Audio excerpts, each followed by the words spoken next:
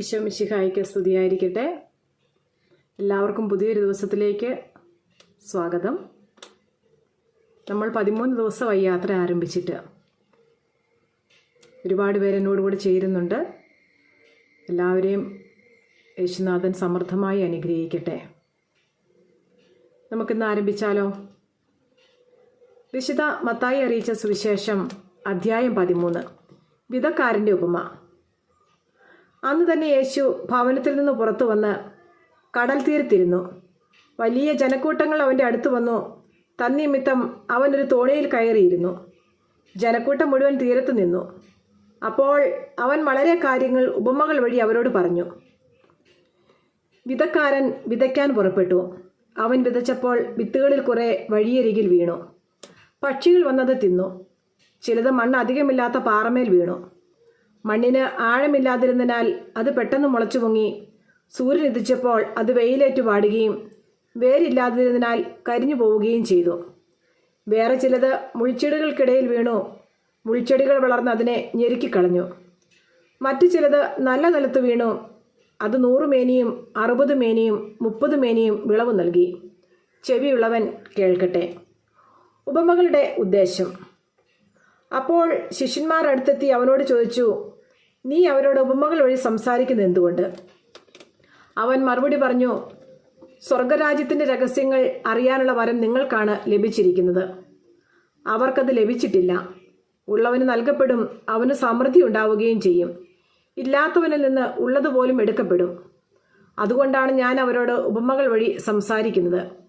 കാരണം അവർ കണ്ടിട്ടും കാണുന്നില്ല, കേട്ടിട്ടും കേൾക്കുന്നില്ല, ഗ്രഹിക്കുന്നുമില്ല. യേശയ്യായുടെ പ്രവചനം അവരിൽ പൂർത്തിയായിരിക്കുന്നു. നിങ്ങൾ തീർച്ചയായും കേൾക്കും, എന്നാൽ മനസ്സിലാക്കുകയില്ല. നിങ്ങൾ തീർച്ചയായും കാണും, എന്നാൽ ഗ്രഹിക്കുകയില്ല. അവർ കണ്ണുകൊണ്ട് കണ്ട്, കാതുകൊണ്ട് കേട്ട്, ഹൃദയം കൊണ്ട് മനസ്സിലാക്കി മാനസാന്തരപ്പെടുകയും ഞാൻ അവരെ സുഖപ്പെടുത്തുകയും അസാധ്യമാകുമാറ് ഈ ജനതയുടെ ഹൃദയം കഠിനമായി തീർന്നിരിക്കുന്നു. ചെവിയുടെ കേൾവി മന്ദീഭവിച്ചിരിക്കുന്നു. കണ്ണ് അവർ അടച്ചു കളഞ്ഞിരിക്കുന്നു. നിങ്ങളുടെ കണ്ണുകൾ ഭാഗ്യമുള്ളവ എന്തെന്നാൽ അവ കാണുന്നു. നിങ്ങളുടെ കാതുകൾ ഭാഗ്യമുള്ളവ എന്തെന്നാൽ അവ കേൾക്കുന്നു. സത്യമായി ഞാൻ നിങ്ങളോട് പറയുന്നു, അനേകം പ്രവാചകന്മാരും നീതിമാന്മാരും നിങ്ങൾ കാണുന്നവ കാണാൻ ആഗ്രഹിച്ചു, എങ്കിലും കണ്ടില്ല. നിങ്ങൾ കേൾക്കുന്നവ കേൾക്കാൻ ആഗ്രഹിച്ചു, എങ്കിലും കേട്ടില്ല. വിതക്കാരൻ്റെ ഉപമ വിശദീകരിക്കുന്നു. അതിനാൽ വിതക്കാരൻ്റെ ഉപമ നിങ്ങൾ കേട്ടുകൊള്ളുവിൻ. രാജ്യത്തിൻ്റെ വചനം കേട്ടിട്ട് മനസ്സിലാകാതിരിക്കുന്നവരിൽ നിന്ന് അവൻ്റെ ഹൃദയത്തിൽ വിതയ്ക്കപ്പെട്ടത് ദുഷ്ടൻ വന്ന് അപഹരിക്കുന്നു. ഇതാണ് വഴിയരികിൽ വീണ വിത്ത്. വചനം കേട്ടിട്ട് ഉടനെ സസന്തോഷം സ്വീകരിക്കുകയും തന്നിൽ വേരില്ലാത്തതിനാൽ അല്പനേരം മാത്രം നിലനിന്നിട്ട് വചനത്തെ പ്രതി ക്ലേശവും പീഡയും ഉണ്ടാകുമ്പോൾ തൽക്ഷണം വീണുപോകുകയും ചെയ്യുന്നവനാണ് പാറമേൽ വീണ വിത്ത്. ഒരുവൻ വചനം ശ്രവിക്കുന്നു, എന്നാൽ ലൗകിക വ്യഗ്രതയും ധനത്തിൻ്റെ ആകർഷണവും വചനത്തെ ഞെരുക്കുകയും അത് ഫലശൂന്യമാവുകയും ചെയ്യുന്നു. ഇവനാണ് മുള്ളുകളുടെ ഇടയിൽ വീണ വിത്ത്. വചനം കേട്ട് ഗ്രഹിക്കുന്നവനാണ് നല്ല നിലത്ത് വീണ വിത്ത്. അവൻ 100 മേനിയും 60 മേനിയും 30 മേനിയും ഫലം പുറപ്പെടുവിക്കുന്നു. കളകളുടെ ഉപമ. മറ്റൊരു ഉപമ അവൻ അവരോട് പറഞ്ഞു, ഒരുവൻ വയലിൽ നല്ല വിത്ത് വിതയ്ക്കുന്നതിനോട് സ്വർഗരാജ്യത്തെ ഉപമിക്കാം. ആളുകൾ ഉറക്കമായപ്പോൾ അവൻ്റെ ശത്രു വന്ന് ഗോതമ്പിനിടയിൽ കള വിതച്ചിട്ട് കടന്നു കളഞ്ഞു. ചെടികൾ വളർന്ന് കതിരായപ്പോൾ കളകളും പ്രത്യക്ഷപ്പെട്ടു. വേലക്കാർ ചെന്ന് വീട്ടുടമസ്ഥനോട് പറഞ്ഞു, യജമാനനെ, നീ വയലിൽ നല്ല വിത്തല്ലേ വിതച്ചത്, പിന്നെ കളകൾ ഉണ്ടായത് എവിടെ നിന്ന്? അവൻ പറഞ്ഞു, ശത്രുവാണിത് ചെയ്തത്. വേലക്കാർ ചോദിച്ചു, ഞങ്ങൾ പോയി കളകൾ പറിച്ചു കൂട്ടട്ടെ? അവൻ പറഞ്ഞു, വേണ്ട.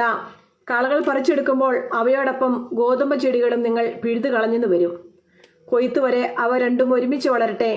കൊയ്ത്തുകാലത്ത് ഞാൻ കൊയ്ത്തുകാരോട് പറയും, ആദ്യമേ കളകൾ ശേഖരിച്ച് തീയിൽ ചുട്ടുകളയുവാൻ അവ കെട്ടുകളാക്കി വയ്ക്കുവിൻ. ഗോതമ്പ് എൻ്റെ അറപ്പുരയിൽ സംഭരിക്കുവിൻ.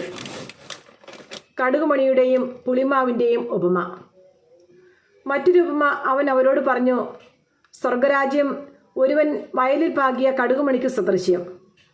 അത് എല്ലാ വിത്തിനെയും കാൾ ചെറുതാണ്, എന്നാൽ വളർന്നു കഴിയുമ്പോൾ അത് മറ്റു ചെടികളേക്കാൾ വലുതായി ആകാശപ്പറവകൾ വന്ന് അതിൻ്റെ ശിഖരങ്ങളിൽ ചേക്കാറാൻ തക്കവിധം മരമായിത്തീരുന്നു.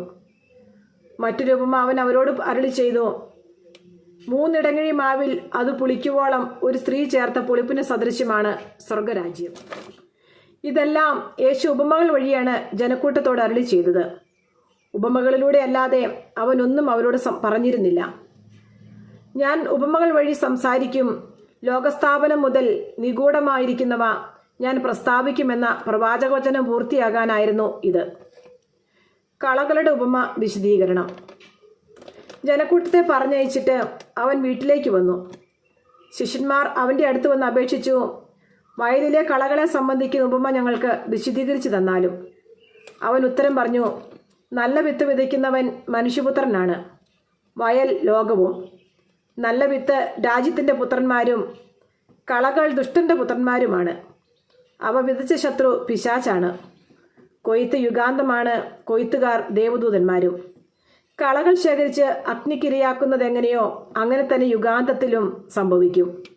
മനുഷ്യപുത്രൻ തൻ്റെ ദൂതന്മാരെ അയക്കുകയും അവർ അവൻ്റെ രാജ്യത്തു നിന്ന് എല്ലാ പാപഹേതുക്കളെയും തിന്മ പ്രവർത്തിക്കുന്നവരെയും ഒരുമിച്ച് കൂട്ടി അഗ്നികുണ്ഡത്തിലേക്ക് എറിയുകയും ചെയ്യും. അവിടെ വിലാപവും പല്ലുകടിയുമായിരിക്കും. അപ്പോൾ നീതിമാന്മാർ തങ്ങളുടെ പിതാവിൻ്റെ രാജ്യത്തിൽ സൂര്യനെ പോലെ പ്രശോഭിക്കും. ചെവിയുള്ളവൻ കേൾക്കട്ടെ. നിധിയുടെയും രത്നത്തിൻ്റെയും വലകളുടെയും ഉപമകൾ. സ്വർഗരാജ്യം വയലിൽ ഒളിച്ചു വച്ചിരിക്കുന്ന നിധിക്ക് തുല്യം. അത് കണ്ടെത്തുന്നവൻ അത് മറച്ചു വയ്ക്കുകയും സന്തോഷത്തോടെ പോയി തനിക്കുള്ളതെല്ലാം വിറ്റ് ആ വയൽ വാങ്ങുകയും ചെയ്യുന്നു. വീണ്ടും സ്വർഗരാജ്യം നല്ല രത്നങ്ങൾ തേടുന്ന വ്യാപാരിക്ക് തുല്യം. അവൻ വിലയേറിയ ഒരു രത്നം കണ്ടെത്തുമ്പോൾ പോയി തനിക്കുള്ളതെല്ലാം വിറ്റ് അത് വാങ്ങുന്നു. സ്വർഗരാജ്യം എല്ലാത്തരം മത്സ്യങ്ങളെയും ശേഖരിക്കാൻ കടലിലെറിയപ്പെട്ട വലയ്ക്ക് തുല്യം. വല നിറഞ്ഞപ്പോൾ അവർ അത് കരയ്ക്ക് വലിച്ചു കയറ്റി. അവർ അവിടെ ഇരുന്ന് നല്ല മത്സ്യങ്ങൾ പാത്രത്തിൽ ശേഖരിക്കുകയും ചീത്ത മത്സ്യങ്ങൾ പുറത്തേക്ക് എറിയുകയും ചെയ്തു. യുഗാന്തത്തിലും ഇതുപോലെ സംഭവിക്കും. ദേവദൂതന്മാർ ദുഷ്ടന്മാരെ നീതിമാന്മാരിൽ നിന്ന് വേർതിരിക്കുകയും അഗ്നികുണ്ഡത്തിലേക്ക് എറിയുകയും ചെയ്യും. അവിടെ വിലാപവും പല്ലുകടിയുമായിരിക്കും. നിങ്ങളിതെല്ലാം ഗ്രഹിച്ചുവോ? അവൻ ചോദിച്ചു. ഉവ്വ്, അവർ ഉത്തരം പറഞ്ഞു. അവൻ തുടർന്നു, സ്വർഗരാജ്യത്തിൻ്റെ ശിഷ്യനായി തീർന്ന ഓരോ നിയമജ്ഞനും തൻ്റെ നിക്ഷേപത്തിൽ നിന്ന് പുതിയതും പഴയതും പുറത്തെടുക്കുന്ന വീട്ടുടമസ്ഥന് തുല്യൻ. സ്വന്തം നാട്ടിൽ അവഗണിക്കപ്പെടുന്നു. യേശു ഈ ഉപമകൾ അവസാനിപ്പിച്ച ശേഷം അവിടെ നിന്ന് പുറപ്പെട്ട് സ്വദേശത്ത് വന്ന് അവരുടെ സിനഗോഗിൽ പഠിപ്പിച്ചു. അവർ വിസ്മയഭരിതരായി ചോദിച്ചു, ഇവന് ഈ ജ്ഞാനവും ശക്തിയും എവിടെ നിന്ന്? ഇവൻ ആ തച്ചൻ്റെ മകനല്ലേ? മറിയമല്ലേ ഇവൻ്റെ അമ്മ? യാക്കോബ്, ജോസഫ്, ശിമയോൻ, യൂദാസ് എന്നിവരല്ലേ ഇവൻ്റെ സഹോദരന്മാർ? ഇവൻ്റെ സഹോദരിമാരെല്ലാം നമ്മുടെ കൂട്ടത്തിലുണ്ടല്ലോ. പിന്നെ ഇവന് ഇതെല്ലാം എവിടെ നിന്ന്? അവർക്കവനിൽ ഇടർച്ചയുണ്ടായി. യേശു അവരോട് പറഞ്ഞു, പ്രവാചകൻ സ്വദേശത്തും സ്വഭവനത്തിലുമല്ലാതെ മറ്റെങ്ങും അവമതിക്കപ്പെടുന്നില്ല. അവരുടെ അവിശ്വാസ നിമിത്തം അവൻ അവിടെ അധികം അത്ഭുതങ്ങൾ പ്രവർത്തിച്ചില്ല. നമ്മുടെ കർത്താവായ യേശു മിശിഹായിക്ക് സ്തുതി. സങ്കീർത്തന പുസ്തകത്തിനുള്ള വായന. അധ്യായം 13. ദുഃഖിതൻ്റെ പ്രാർത്ഥന. കർത്താവെ, എത്രനാൾ അങ്ങെന്നെ മറക്കും? എന്നേക്കുമായി എന്നെ വിസ്മരിക്കുമോ? എത്രനാൾ അങ്ങയുടെ മുഖം എന്നിൽ നിന്ന് മറച്ചു പിടിക്കും? എത്രനാൾ ഞാൻ വേദന സഹിക്കണം? എത്രനാൾ രാപകൽ ഹൃദയവ്യഥ അനുഭവിക്കണം? എത്രനാൾ എൻ്റെ ശത്രു എന്നെ ജയിച്ചു നിൽക്കും? എൻ്റെ ദൈവമായ കർത്താവെ, എന്നെ കടാക്ഷിച്ച് ഉത്തരമരുളണമേ. ഞാൻ മരണനിദ്രയിൽ വഴുതി വീഴാതിരിക്കാൻ എൻ്റെ നയനങ്ങളെ പ്രകാശിപ്പിക്കണമേ. ഞാൻ അവനെ കീഴ്പ്പെടുത്തിയെന്ന് എൻ്റെ ശത്രു പറയാൻ ഇടയാക്കരുതേ. ഞാൻ പരിഭ്രമിക്കുന്നത് കണ്ട് എൻ്റെ ശത്രു ആനന്ദിക്കാൻ ഇടവരുത്തരുതേ. ഞാൻ അവിടുത്തെ കരുണയിൽ ആശ്രയിക്കുന്നു. എൻ്റെ ഹൃദയം അങ്ങയുടെ രക്ഷയിൽ ആനന്ദം കൊള്ളും. ഞാൻ കർത്താവിനെ പാടി സ്തുതിക്കും. അവിടുന്ന് എന്നോട് അതിരറ്റ കരുണ കാണിച്ചിരിക്കുന്നു. ദൈവമായ കർത്താവിന് സ്തുതി.